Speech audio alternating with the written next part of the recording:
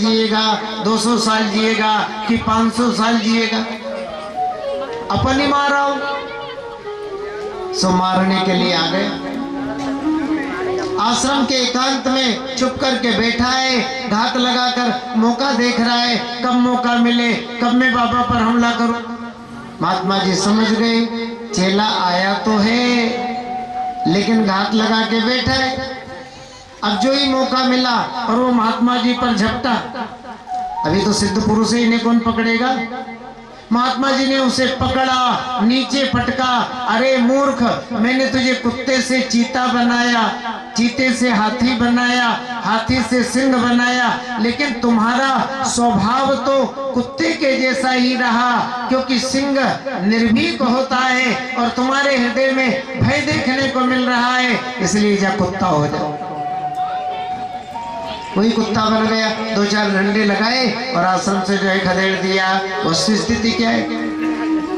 शरीर को बदलना सरल है, लेकिन अपने स्वभाव को जीत लेना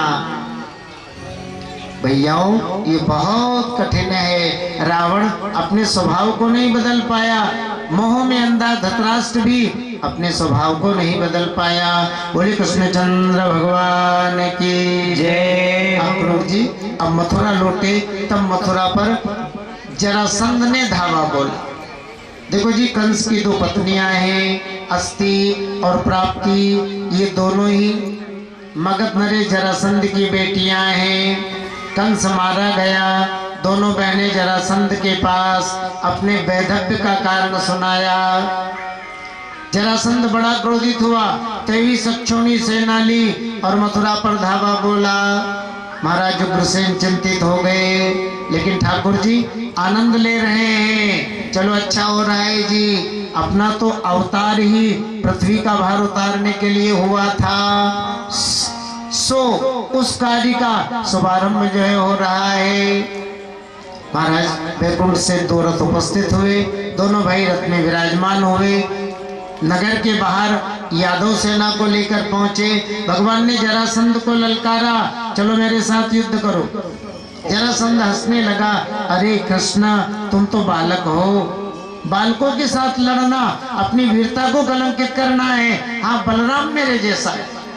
देखो बलराम जी में और जरासंध में बड़ा भारी द्वंद्व युद्ध प्रारंभ हुआ। भगवान जरासंध की सेना को नष्ट कर रहे हैं। अब नाम ही देखो इनका बलराम है, बलाधिक्यात् बलम विदु। इनके सामने कौन टिकेगा? थोड़े समय में जरासंध को परास्त किया, वरुणफास में बांधा, बंदी बना लिया, मारने के लिए तैयार हुए। भगवान ने सोचा जरासंध यदि मर गया तो पृथ्वी का भार उतारने में परेशानी होगी।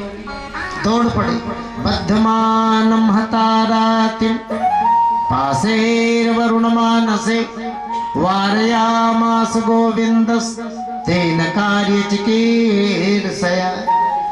अरे भैया इसे रहने दो, क्योंकि ये दुष्टों का सरदार है, ये जीवित रहेगा तो दुष्टों की सेना एकत्रित करके मथुरा के मैदान में लाता रहेगा और हमें पृथ्वी का भार उतारने में सुगमता होगी। देखो जरासंध के प्राण बच गए। सोचा अब तपस्या करूंगा, फिर इन यादवों को नष्ट करूंगा। रास्ते में जरासंध को अभिमानी राजा लोग, अरे जरासंध अपन क्षत्रिय है, हारना और जीतना क्षत्रियों के जीवन से लगा होता है। वीर लोग उद्योग करते हैं, परिणाम पर विचार नहीं करते। महाराज पुनः 23 अक्षौणी सेना तैयार किया, फिर मथुरा पर धावा बोला और परास्त हो गया। आप सब कथा में सुनते हैं जरासंध 17 बार मथुरा से परास्त होकर के जो है भागा। अब सुनो 18वीं बार का समय आ गया। अष्टादशम संग्राम आगामी तदंतरः नारद प्रेषितो वीरो यवनः प्रत्यद्रास्यत। 18वीं बार का जब समय आया ना, तो कालिया यवन ने मथुरा पर धावा बोला। पहले कहा जा चुका है, देखो जी अपनी जो भारत की भूमि है ना, ये संतों की भूमि है, ऋषियों की भूमि है। हमारी परंपरा में अहिंसा परमो धर्मा का पालन किया जाता है। हर जीव के प्रति है ना सम्मान का भाव हमारी संस्कृति में, हमारे धर्म में, हमारी परंपराओं में रखा जाता है। बुरा मत मानना, विदेशी भूमि आक्रांताओं की भूमि रही, इसलिए हमारे देश पर विदेशी आक्रांताओं के आक्रमण बराबर समय समय पर हुए। कई हमारे विद्वान कहते हैं ये कालिय यवन भी विदेशी है। 3 करोड़ वृक्षों की सेना लेकर निकला। संसार में कोई लड़ने वाला ही नहीं। नारद जी से मिला, नारद जी ने कहा सुनो, मथुरा में जाओ, नारायण स्वयं यदुवंश में पृथ्वी का भार उतारने के लिए अवतरित है, उनसे जाकर भिड़ जाओ। तो महाराज 3 करोड़ म्लेच्छों की सेना लेकर आ गए। मथुरा नगर घिर गया। भगवान चिंतित होने लगे, परिवार की रक्षा करना जरूरी है। सो विश्वकर्मा जी को आदेश दिया और विश्वकर्मा जी ने अंतः समुद्रे नगरम, अद्भुत है ना, समुद्र की गोद में बड़े सुंदर नगर द्वारका का जो है निर्माण किया। कृतस्नाद्भुत मची कर दुर्गम 12 योजनम। आज भी द्वारका 12 किलोमीटर का टापू है। चारों ओर समुद्र की खाई, रक्षा के लिए परकोटे, रहने के लिए महल, कुआं, बावड़ी, तालाब, बाग, बगीचे, सब कुछ तैयार। और भगवान ने भी अपने योग बल से अपने सारे परिजनों को मथुरा से द्वारका जो है भेज दिया। अब सवेरा हुआ, भगवान खाली हाथ दाऊ भैया के साथ विचार विमर्श करते हुए यादव सेना के साथ मथुरा से बाहर आए। काली यवन ने देखा यही कृष्ण है, मोर मुकुट पहना है, कंधे पर पीतांबर है, गले में कौस्तुभमणि है, लेकिन हाथ में तो बंसी। देखो जी, खाली हाथ शत्रु से खाली हाथ होकर के लड़ना चाहिए। तो काली यवन ने अपने अस्त्र शस्त्र रख दिए और महाराज भगवान की ओर दौड़ा। ठाकुर जी भी रण छोड़ करके भागे। काली यवन ललकार रहा है, अरे कृष्ण तुम वीर हो, तुम्हारा जन्म यदुवंश की परंपरा में हुआ है, इस तरह मैदान छोड़कर भागना ये शोभा नहीं देता है। दाऊ को क्रोध आ गया, पीतांबर को पकड़ा, ठहरो, जो कुछ होगा देखेंगे। इस तरह जो है भागने से तो अपने कुल में कलंक लग जाएगा, अपनी बदनामी हो जाएगी। भगवान ने कहा दाऊ, बदनामी से तो वो डरे जो बदनाम नहीं हो। बदनामी से वो डरे जो बदनाम नहीं हो। अपन तो पहले से ही बदनाम है। कोई माखन चोर कहता है, कोई चीर चोर कहता है, कोई चित्त चोर कहता है। उन्हीं नामों में एक नाम जुड़ जाएगा, रण छोड़। देखो भगवान मैदान छोड़कर भागे ना, इसलिए पश्चिमी राजस्थान में और गुजरात में तो भगवान का प्रसिद्ध नाम है रणछोड़। बोले रणछोड़ राय भगवान की जय हो। आगे आगे रणछोड़ भगवान, पीछे पीछे कालिया यवन। आज भी धौलपुर में बहुत अच्छी जगह है, चंबल के किनारे विशाल पहाड़, पहाड़ के अंदर गुफा। भगवान गुफा में प्रवेश कर गए।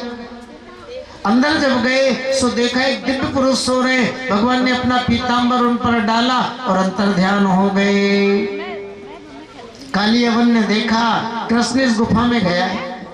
एवं क्षिप्तो भी भगवान प्रावी सदगिरि कंदरम सोपी प्रविष्टस्तत्रान्यम शयानम दद्रसे नरम। अब सोते हुए पुरुष को देखा, सोचा यही कृष्ण है, सो लात मारी। अब वो दिव्य पुरुष उठे, उन्होंने काली यवन की ओर देखा, उनके देखने भर से ही जल करके भस्म हो गया। देखो जी, ये सूर्यवंश में उत्पन्न राजा मुचकुंद है। देवताओं के आशीर्वाद से सो रहे थे। इन्हें आशीर्वाद था जो जगाएगा और ये आंख खोल करके देख लेंगे, इनके देखने भर से ही वो जलकर भस्म हो जाएगा। सो महाराज काली यवन का अंत हुआ। जब तक भगवान राजा मुचकुंद पर कृपा किए, उन्हें भक्ति का आशीर्वाद दिए और मथुरा पधारे। तब तक दाऊ भैया ने 3 करोड़ मृक्षों का सफाया कर दिया। बोलिए बलराम जी महाराज की जय हो। अब जो है पता लग गया कल या परसों जरासंध आने वाला है। सो महाराज मथुरा से सामान द्वारका की ओर जा रहा है। इधर जरासंध ने धावा बोला, दोनों भाई दक्षिण दिशा की ओर भागे। जरासंध ने पीछा किया प्रवर्सन गिरी तक, चारों ओर से प्रवर्सन गिरी को घेर लिया, कांटों की बाड़ी लगा दी। दोनों भाई प्रवर्सन गिरी पहाड़ के शिखर से दूसरे शिखर पर कूदे और गुजरात होते हुए द्वारका पहुंच गए। कालियावन जरासंध ने देखा युद्ध में तो नहीं मरे, लेकिन इस अग्नि में जल गए, निश्चित जो है मारे गए। सो अपने को विजयी मान करके और मगध देश लो। थोड़ा ध्यान दे, जरासंध मने मृत्यु, मथुरा मने मानव काया, द्वारका मने भगवान की भक्ति। जैसे जरासंध बार बार मथुरा पर धावा बोलता था, देखो मृत्यु का भी हमारे शरीर पर बार बार हमला होता है। बचने का उपाय क्या है? बोले भगवान ने मथुरा को छोड़ा, द्वारका का आश्रय लिया।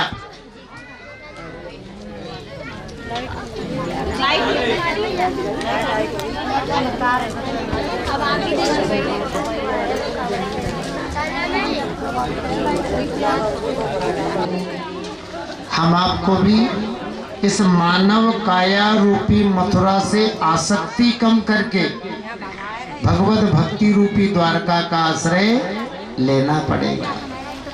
पहले कहा जा चुका है भैयाओं, मृत्यु से बचने का साधन ही भगवान का भजन है। भज गोविंदम, भज गोविंदम, गोविंदम भज मूढ़मते। पुनरपि जननम पुनरपि मरणम पुनरपि जननी जठरे शयनम। ई संसारे बहु दुस्तारे कृपया पारे पाई मुरारे। भज गोविंदम, भज गोविंदम, गोविंदम भज मूढ़मते। देखो जी, संसार सागर को पार करना बहुत कठिन है, इसलिए गोविंद का भजन करो। सुनो, भगवान ने हमें खाली नहीं भेजा है, कुछ दे करके भेजा है। क्या? बोले श्वास रूपी अमूल्य हीरे। जब तक श्वासें चल रही, जब तक शरीर में प्राणों का संचार हो रहा है, अरे भैयाओं अपने कल्याण का उपाय कर लो। आज प्राण है, कल रहेंगे या नहीं रहेंगे। आज श्वासें चल रही है, कल चलेगी या नहीं चलेगी, कोई गारंटी नहीं। बहते इस काले बवंडर में यह जीवन दीप जले न जले। मन की सब साध मरुस्थल में लतिका जल ही न फले न फले। कवि भैरव जीवन में जग की क्षण भंगुर प्रीति पले न पले। और भजले प्रभु को चलते चलते, भजले प्रभु को चलते चलते, क्षण में यहाँ श्वास चले न चले। तो जब तक श्वासें हैं, जब तक शरीर में प्राण है, जन्म और मरण के प्रपंच से मुक्त होने के लिए ईश्वर आराधना, भगवत भजन हमें कर लेना चाहिए।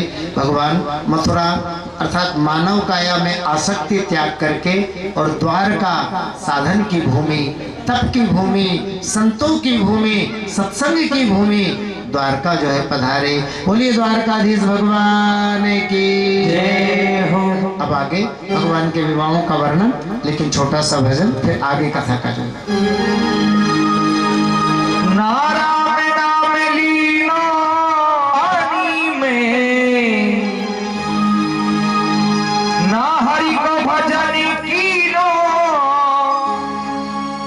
भरी जवानी में और तू डूब के मर जा रे चुल्लू भर पानी में।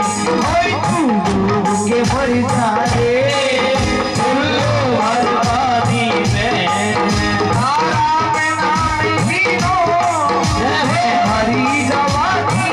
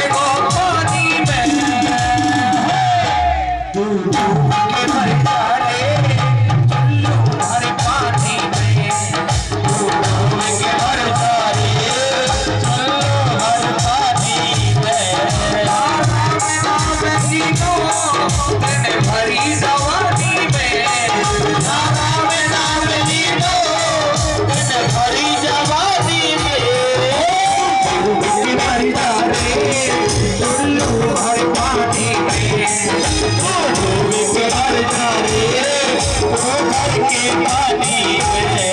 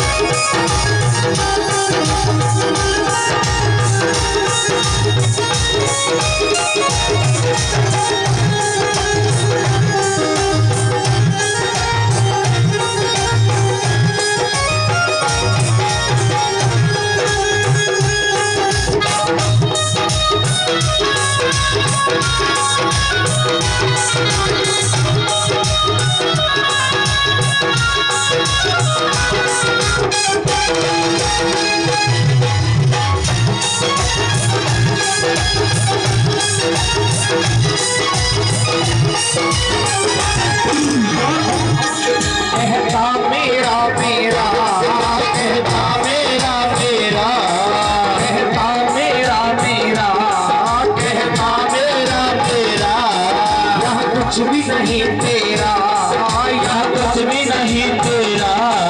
एक दिन होगा बंदे हमारे घर में तेरा डेरा। एक दिन होगा बंदे हमारे घर में तेरा डेरा। एक दिन होगा बंदे हमारे घर में तेरा डेरा। एक दिन होगा बंदे हमारे घर में तेरा डेरा। तू हरि को भजन कर ले, तू हरि को भजन कर ले, तू राम भजन कर ले, तू राम भजन कर ले अपनी जिंदगानी में। सभी झूमते हुए और तू डूब के मर जा रे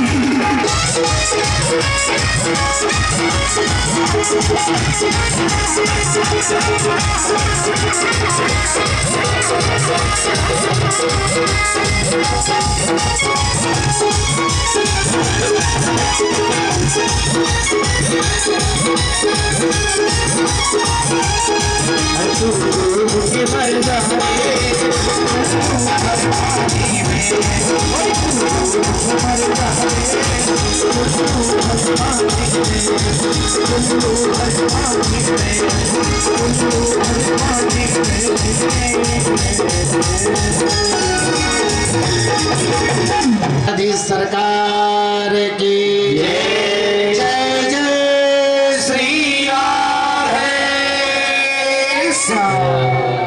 अब देखो बलराम जी का विवाह महाराज रेवत। एक विधि है राक्षस विधि।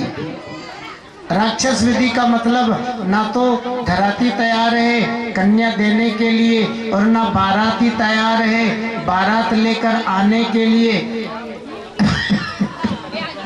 और फिर विवाह हो जाए। अरे भागा भागी जी, इसे राक्षस विधि कहते हैं। तो भगवान श्री कृष्ण का विवाह जो रुक्मिणी जी के साथ में हुआ था ना, ये राक्षस विधि के द्वारा। विदर्भ महाराष्ट्र का ही पौराणिक नाम है विदर्भ। विदर्भ देश के राजा महाराज भीष्मक के रुक्मी इत्यादि 5 बेटे और कन्या च वरानना, इनकी एक कन्या जिनका नाम है रुक्मिणी जी। भगवान नारायण की सेवा करने के लिए माता लक्ष्मी ही रुक्मिणी जी के रूप में अवतरित हुई है। अब महाराज भीष्मक के महल में बड़ी हो रही है। संत ब्राह्मण हरिभक्त आते रुक्मिणी जी की हस्तरेखाओं को देखते तो यही कहा करते थे, रुक्मिणी के योग वर यदि तीनों लोकों में कोई है तो द्वारकाधीश श्री कृष्ण। ग्रह गतेर्गीयमानस्तम मैंने सदृशम पतिम। अब बार बार रुक्मिणी जी ने संत और ब्राह्मणों के द्वारा भगवान के रूप और गुणों की प्रशंसा सुनी तो निश्चय कर लिया विवाह होगा तो द्वारकाधीश के साथ। अब धीरे धीरे विवाह के योग्य हो गई। महाराज भीष्मक और रुक्मिणी जी के जो छोटे भाई है वे उनकी इच्छा है चलो रुक्मिणी का विवाह द्वारकाधीश श्री कृष्ण के साथ ही किया जाए। लेकिन बड़ा भाई रुक्मी यह असुर पक्ष का है, भगवान से द्वेष रखता है। रुक्मी ने कहा वाह, हम अपनी बहन का विवाह एक गाय चराने वाले ग्वाल के साथ करेंगे। ततो निवारे कृष्ण रुक्मिं चेद्यमान्यता, हम तो अपनी बहन का विवाह चेदी नरेश शिशुपाल के साथ करेंगे। देखो जी, शिशुपाल से ही रुक्मिणी जी का संबंध हुआ, विवाह की तैयारियां होने लगी। रुक्मिणी जी को मन में बड़ा दुख है, अरे मैंने तो मन से द्वारकाधीश का वर्ण कर रखा है और यहाँ मेरे ना चाहते हुए भी मेरा विवाह शिशुपाल के साथ होने जा रहा है। सो दुखी होकर के पत्र लिखा, अपने पुरोहित के हाथों उस पत्र को कुंडलपुर से द्वारका भेजा। ब्राह्मण पत्र लेकर के द्वारका में आए। एकांत में भगवान कृष्ण से मिले। भगवान ने कुशल समाचार पूछा, जी ब्राह्मण देवता, आपका भजन साधन तो ठीक से चल रहा है, आपके जीवन निर्वाह में तो कोई संकट नहीं है, आपके मन में तो संतोष है ना? क्योंकि संतोष ही सबसे बड़ा धन है। देखो जी, पैसा बहुत है लेकिन संतोष नहीं है तो रात को भी नींद नहीं आएगी, और भले ही फूटी कौड़ी भी नहीं है।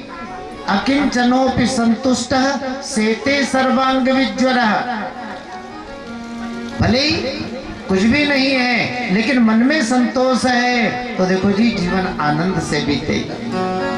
ब्राह्मण ने कहा, गोविंद सब कुछ ठीक है जीवन निर्वाह भी आनंद से हो रहा है, लेकिन मैं विशेष प्रयोजन से आया हूँ। रुक्मणी जी ने आपके लिए पत्र भेजा है। रुक्मणी जी का पत्र भगवान को भगवान ने पत्र को लिया, खोला, पढ़ने लगे। देखो, विवाह में वर और वधू के द्वारा अग्नि की 7 परिक्रमाएं जो होती थी, तो रुक्मणी जी ने भी इस पत्र में 7 ही श्लोक रखे। रुक्मणी जी ने इस पत्र में लिखा था, गोविंद, महल में आए संत और ब्राह्मणों के द्वारा आपके रूप और गुणों की प्रशंसा सुनते सुनते आपका जो मंगलमय रूप है ये कानों के माध्यम से मेरे हृदय में प्रवेश कर चुका है, और इसीलिए मैं निर्लज्ज होकर के ये पत्र लिख रही हूँ। आपका नाम है मुकुंद। मुकुंद का अर्थ होता है मुक्ति देने वाला। भगवान, ये नाम तभी चरितार्थ होगा जब आप कृपा करके पधारेंगे, मेरे साथ विवाह करेंगे, क्योंकि मैंने मन से आपको पति के रूप में वर्ण कर रखा है, और यहाँ मेरे ना चाहते हुए मेरा विवाह शिशुपाल से होने जा रहा है। देखो, अंतिम में रुक्मणी जी का अनन्य भाव, यस्यांग्रि पंकज रजः स्पनम महांतो वाञ्छन्त्युमापतिरिवात्मतमोपहत्ते यरयाम्बुजाक्षन लभेय भवत्प्रसादं जह्यामसून व्रतप्रसाद सतजन्म भीष्यात्। हे श्याम सुंदर, आपके जिन चरणों की सेवा के लिए ब्रह्मा, शंकर, नारद ऐसे बड़े बड़े महापुरुष लालायित रहते, यदि मुझे उन चरणों की सेवा मिल गई तब तो ठीक है, और यदि मुझे आपके चरणों की सेवा नहीं मिली तो मैं व्रत करके, उपवास करके अपने शरीर का त्याग कर दूंगी, लेकिन आपको छोड़कर किसी अन्य का वर्ण नहीं करूंगी। कथा में अक्सर है ना, संत चर्चा करते हैं कृष्ण अर्थात परमात्मा, रुक्मणी अर्थात जीवात्मा। ध्यान दीजिए, कृष्ण स्वरूप परमात्मा को प्राप्त करना है तो रुक्मणी जी जैसा अनन्य भाव लाना पड़ेगा। ऐसा अनन्य भाव जिस भाव में भगवान को छोड़कर किसी दूसरे के लिए कोई जगह ही नहीं। कानन दूसर नाम सुने नहीं, एक ही रंग रंग्यो यह डोरो, तो धोके हु दूसरो नाम कड़े, रसना रसी बांधी हलाहल बोरो। तो ठाकुर चित्त की वृत्ति यही, हम कैसे ऊटे क तजे नहीं भोरो। तो बाबरी बे अखियां जर जाय, जो साबरो छाड़ी निहारत गोरो। बाबरी बे अखियां जर जाय, जो साबरो छाड़ी निहारत गोरो। वो कान बहरे हो जाए जो कन्हैया को छोड़कर किसी दूसरे का नाम सुने, तो उस जीव को रस्सी से बांध करके विष में डुबो दिया जाए। जो जिह्वा कृष्ण को छोड़कर किसी दूसरे के नाम का उच्चारण करे, तो बाबरी वे आंखें जल जाए जो काले को छोड़कर किसी गोरे का दर्शन करे। देखो, मैया पार्वती को भोले बाबा मिले थे, अनन्य भाव से तो मिले थे। जन्म कोटि लगी रगर हमारी, तो बरहूं शंभु नत रहूं कुमार। अनन्यता जरूर। एक बार वृंदावन में किसी संत ने एक ब्रजवासी से पूछा, भैया ब्रजवासी, आप कन्हैया के किस प्रकार के भक्त हो? ब्रजवासी ने कहा, बाबा पहले आप बता दो, आप कन्हैया के किस प्रकार के भक्त हो? महात्मा जी ने कहा, भैया हम तो कन्हैया के अनन्य भक्त हैं, हम तो कन्हैया के अनन्य भक्त हैं। ब्रज के लोग बोलने में बड़े तेज तर्राट होते हैं। ब्रजवासी ने कहा, बाबा हम कन्हैया के फनन्य भक्त हैं। महात्मा जी हंसने लगे, फनन्य? अरे भाई बताओ, फनन्य क्या होता है? ब्रजवासी ने कहा बाबा जी पहले आप ही बता दो कि अनन्य क्या होता है। महात्मा जी ने कहा देखो भैया, जो कन्हैया को छोड़कर किसी को भी नहीं माने, कन्हैया को छोड़कर जो किसी को भी नहीं माने उसे कहते अनन्य भक्त। ब्रजवासी ने कहा तो बाबा जो कन्हैया को छोड़कर किसी को जाने ही नहीं उसे कहते हैं अनन्य भक्त। आप मानते नहीं लेकिन जानते तो हो ना। हम तो इन ससरे देवी देवताओं को नहीं जानते कि होते क्या है, बस केवल जानते ही कन्हैया को, इसलिए हम अनन्य भक्त। बोले कृष्णचंद्र भगवान की जय हो। देखो जी, रुक्मणी जी के अनन्य भाव को भगवान ने जब पढ़ा, महाराज अपने सारथी दारूक को बुलाया, रथ में विराजमान हुए, अकेले ही रुक्मणी जी का हरण करने के लिए चल दिए। इधर चेदी नरेश दमघोष ने ब्राह्मणों को बुलवाया और बड़ी विशाल शिशुपाल की बारात। भाई पता है इस बारात में यादव लोग मामला गड़बड़ कर सकते हैं, इसलिए तत्र सल्वो जरासंध दंत्रवक्त्र विदूरथ आजग्मुश्चेद पक्षीया पौंड्रुकाद्या सहस्रसा। सल्व, जरासंध, दंत्रवक्त, विदूरथ, पौंड्रुक ऐसे हजारों दैत्य राजा लोग शिशुपाल की बारात में सम्मिलित हुए। बारात कुंडलपुर पहुंच गई। इधर द्वारका में सवेरा हुआ। बलराम जी को पता लगा अरे अकेला ही रुक्मणी का हरण करने के लिए गया, इतने राजाओं के बीच से अकेले रुक्मणी को लाना ये बहुत टेढ़ी बात है। देखो जी, बड़ा भाई हो तो बलराम जी जैसा, बिगड़ी को जो सुधारे वही भाई है। भले ना महता सार्धम भ्रातृस्नेह परिप्लुता त्वरितः कुंडलम प्रागात गजास्वरथ पातिभि। दाऊ भैया ने बड़ी उतावली में यादवों की चतुरंगी सेना जो है सजाई, हाथी, रथ, घोड़े और पैदल, और बड़ी उतावली से चले। एक रात्रि में ही गुजरात को पार किया, अनर्थ देश को, और विदर्भ महाराष्ट्र में प्रवेश कर गए। कुंडलपुर में पहुंचे।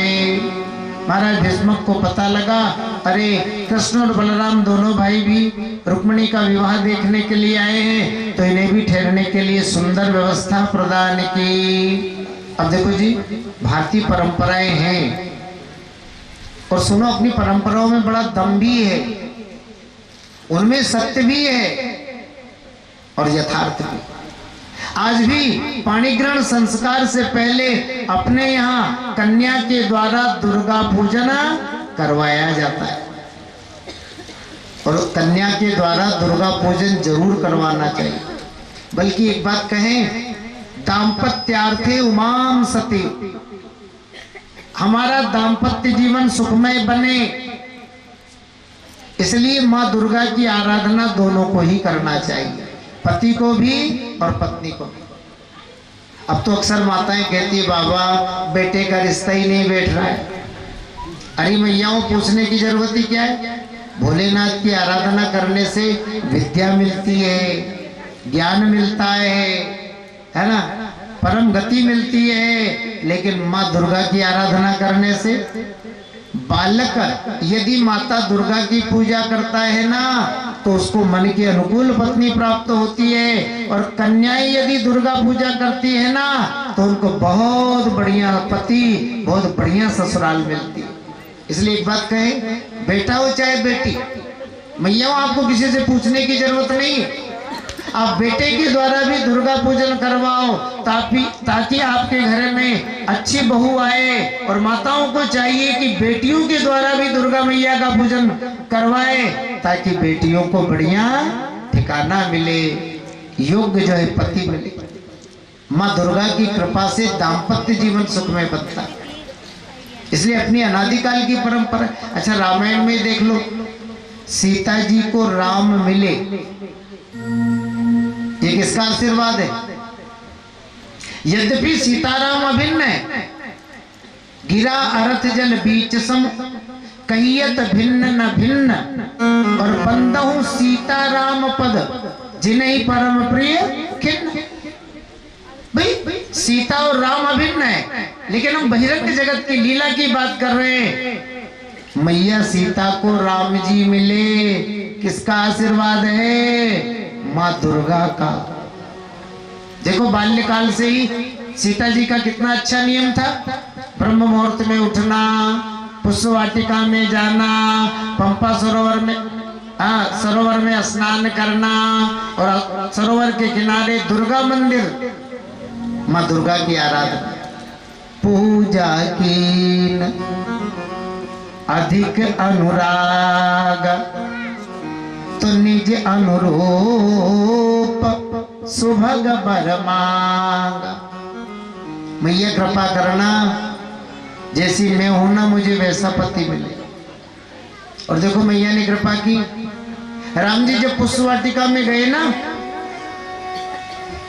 गुरु महाराज की पूजा के लिए पुष्प लेने, तो एक सखी के रूप में गिरजा मैया ही आई। राम जी को, लक्ष्मण जी को देखा और दौड़ी दौड़ी सीता जी के पास, अरे सुनो, पूजा तो बाद में कर लेना, भूप किशोर देख के न लेऊं, राजकुमारों को देख लो शायद जम जाए।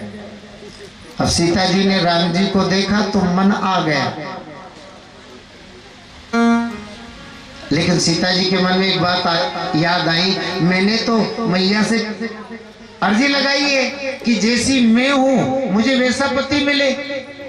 देखो सीता जी में और राम जी में सब कुछ बराबर है।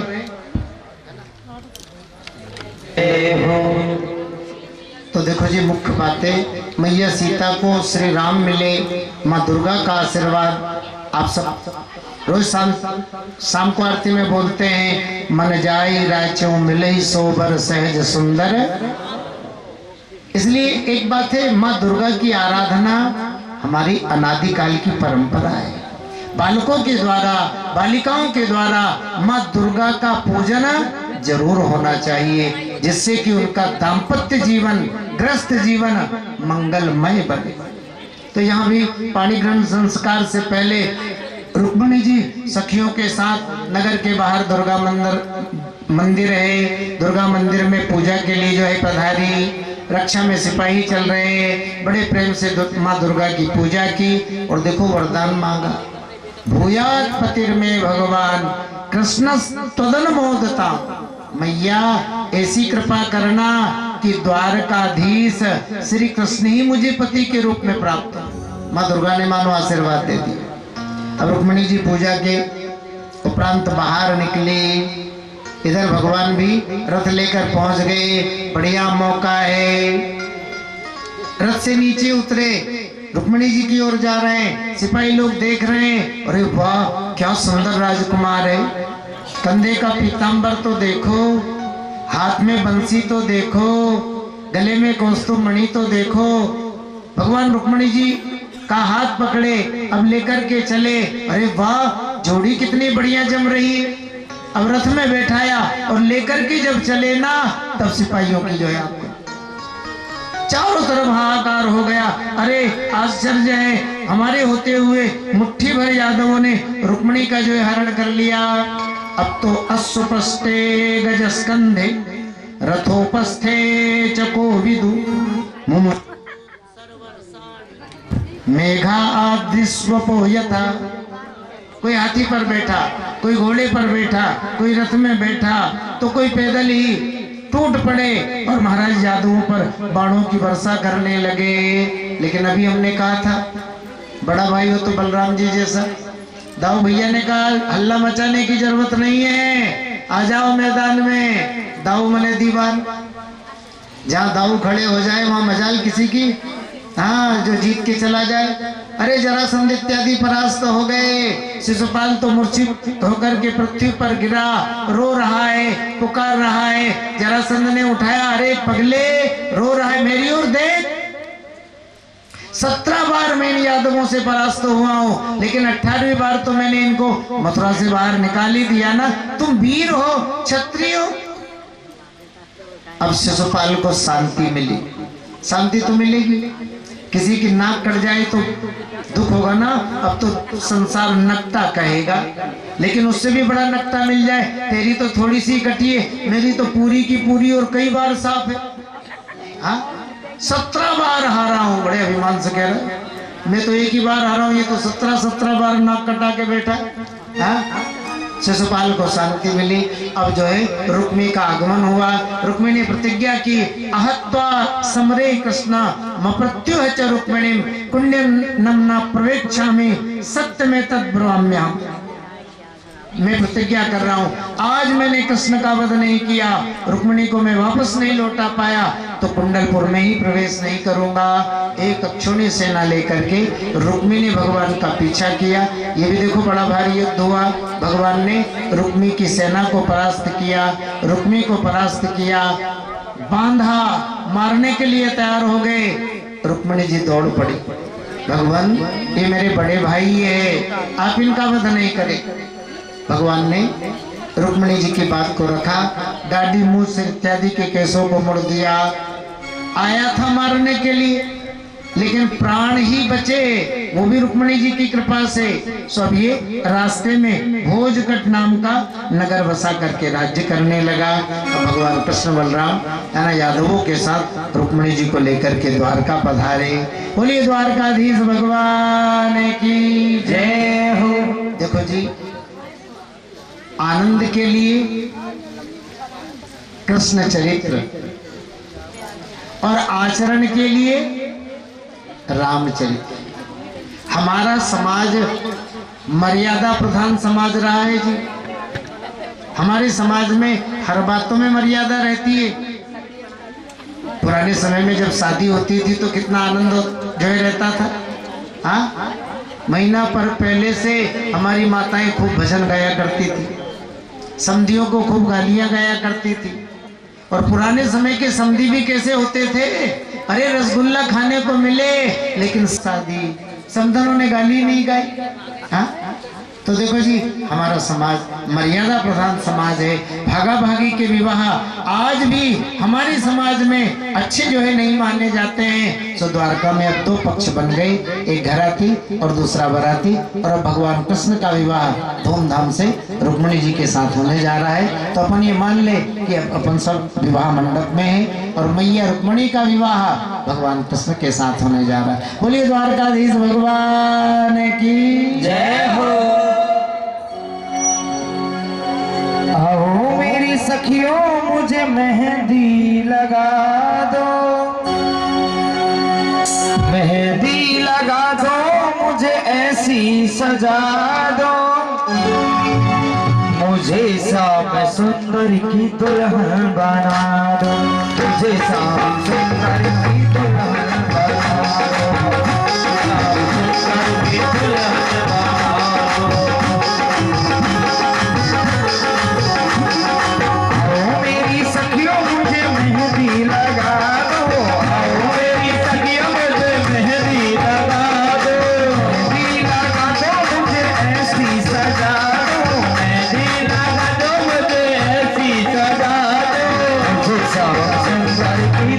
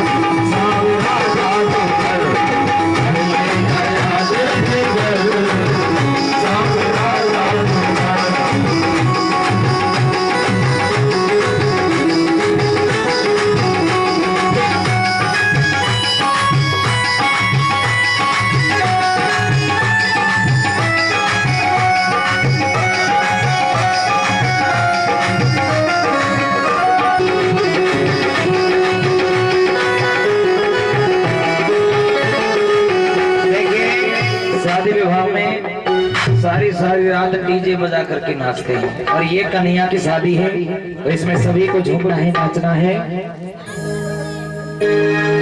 और दूल्हा बने हैं नंदलाल, दूल्हा बने हैं नंदलाल, जोड़ी रखी जोड़ी रखवाल नहीं, जोड़ी रखवाल नहीं, जोड़ी रखवाल नहीं, जोड़ी रखवाल नहीं। दूल्हा बने हैं नंदलाल, जोड़ी रखवाल नहीं, दूल्हा बने हैं नंदलाल, जोड़ी रखवाल नहीं।